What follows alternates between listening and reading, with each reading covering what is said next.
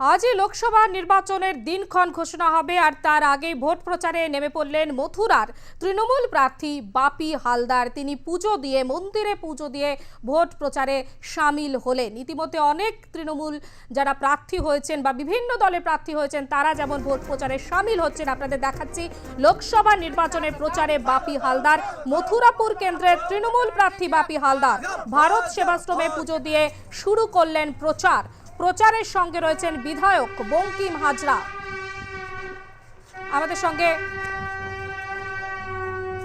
আমাদের প্রতিনিধি রয়েছে। তার আগে আপনাদের আবারও একবার সেই পুজোর ছবি দেখাচ্ছি। মথুরাপুর কেন্দ্রের তৃণমূল প্রার্থী বাপি হালদার তিনি কপিল মুনির আশ্রমে পুজো দিয়ে ভোট প্রচার শুরু করেছেন। তার সঙ্গে রয়েছেন বিধায়ক বঙ্কিম হাজরা। লোকসভা নির্বাচনের প্রচারে বাপি হালদার, মথুরাপুর কেন্দ্রের তৃণমূল প্রার্থী বাপি হালদার তিনি প্রচারে নেমেছেন। কপিল মুনির আশ্রমে পুজো দিয়ে শুরু করলেন ভোটের প্রচার। আমাদের সঙ্গে সরাসরি রয়েছে আমাদের প্রতিনিধি বিশ্বজিৎ নস্কর। বিশ্বজিৎ, আজকে পুজো দিয়ে বাপি হালদার তিনি প্রচারে সামিল হয়েছেন, কি ছবি ধরা পড়ছে প্রচারে?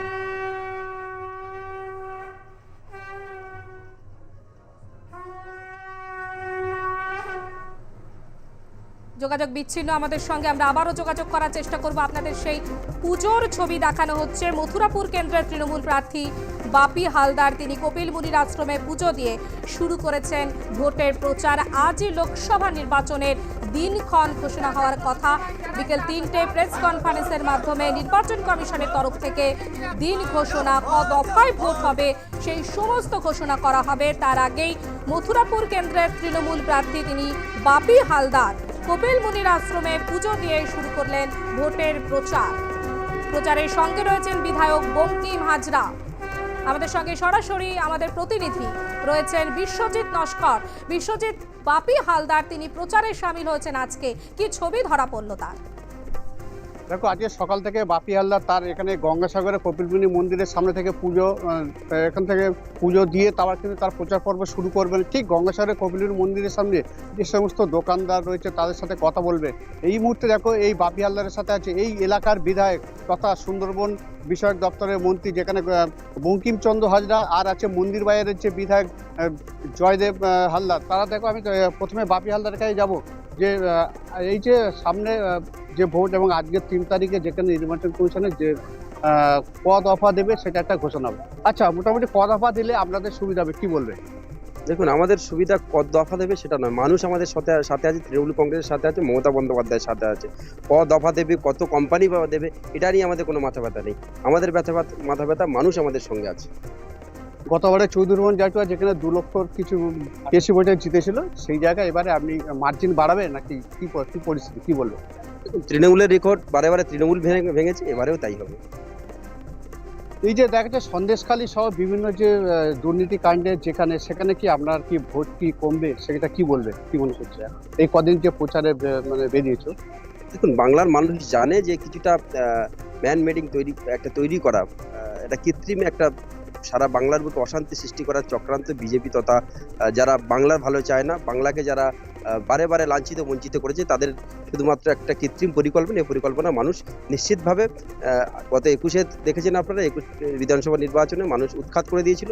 এবারেও তার ব্যতিক্রম হবে না। মানুষ তৃণমূলের সঙ্গে ছিল, আছে, থাকবে। সর্বাত্মক কুৎসা অপপ্রচারের বিরুদ্ধে মানুষ সোচ্চার হবে। সব জায়গায় যাচ্ছ, সেখানে তোমার কি বার্তা, তার সাধারণ মানুষের কি মনের কি ভাব, কি প্রত্যেকটা মানুষের মধ্যে উচ্ছ্বাস, উদ্দীপনা, মমতা বন্দ্যোপাধ্যায়ের উন্নয়ন, অভিষেক বন্দ্যোপাধ্যায়ের চিন্তাধারা মানুষের মধ্যে আজকের সঞ্চারিত। মানুষ উৎসবের মেজাজে তৃণমূল কংগ্রেসের পাশে থাকবেন। আমি দেখো পারমিতা, এই এলাকার বিধায়ক দাদা, আমি সুন্দরবন মন্ত্রী বঙ্কিমচন্দ্র হাজরার কাছে যাচ্ছি, যেখানে আপনার এলাকার যে আপনি এত কাজ করেছেন এবং পাশাপাশি আপনি যেভাবে এই গঙ্গাসাগরকে সামনে রেখে আমি প্রচুর যেখানে ডেভেলপমেন্ট মুখ্যমন্ত্রী দিয়ে নিয়ে এসেছেন, সেই জায়গায় দাঁড়িয়ে এটা বলো, আপনার যে মার্জিন ছিল বিধায়কের, সেই মার্জিন কি এবারে কি ছাপিয়ে যাবে লোকসভা ভোট? আশা করছি আমাদের সাগর বিধানসভা কেন্দ্রে 2টি ব্লক আছে, একটা হচ্ছে সাগর, একটা হচ্ছে নামখানা।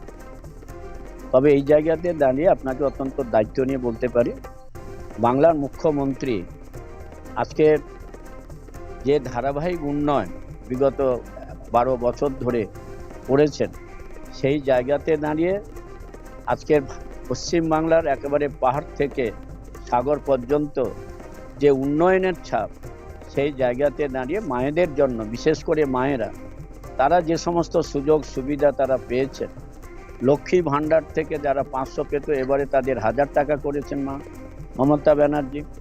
যারা আমাদের জয় বাংলা বা জয় জোহার প্রকল্পের যারা তফসিলি জাতি উপজাতি, তারা যারা 1000 টাকা পেত, তারা 1200 টাকা করে পাচ্ছে।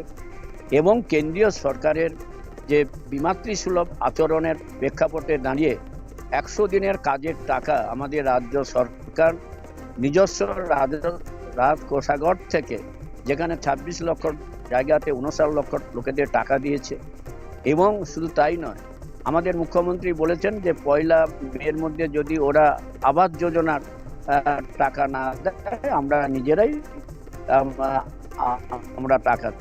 বেশ, আপনি সেই জায়গাতে দাঁড়িয়ে বোঝাই যাচ্ছে বিশ্বজিৎ, বোঝাই যাচ্ছে যে একেবারে বাপি হালদার, যিনি মথুরাপুরের প্রার্থী, তৃণমূল প্রার্থী, তিনি জোর কদমে প্রচার শুরু করেছেন।